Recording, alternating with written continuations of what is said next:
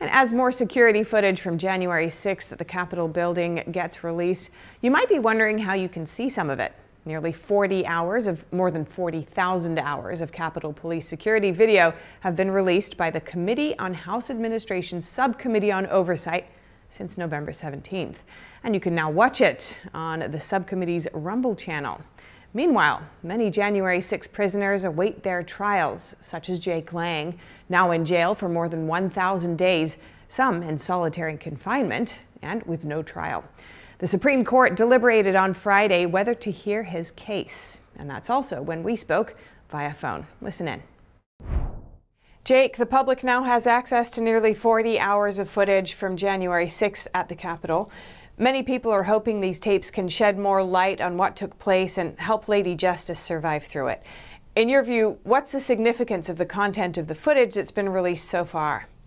So we're starting to see, for the first time, the public at large really starting to see that January 6th was a peaceful event, that the protesters had a peaceful disposition.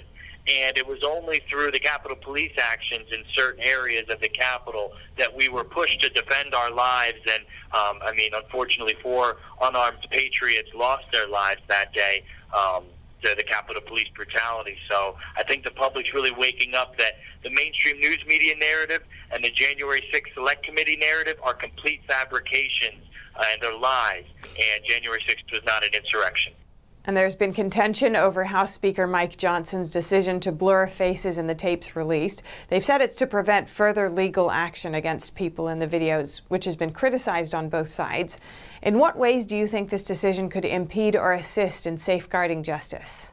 Well, this is a tricky one because, we want to make sure that any bad actors, anybody that was there that day with nefarious intentions, is definitely prosecuted so we can figure out, are these people confidential human sources that were paid by our government, FBI, informants that were there purposely stirring up trouble? And so if we have, blurred out faces, of course, we're not going to be able to get to that. But on the other side of the coin, I don't want any more of my fellow patriots, brothers and sisters, having to go through over 1,000 days incarcerated like myself without a trial, being tortured in solitary confinement.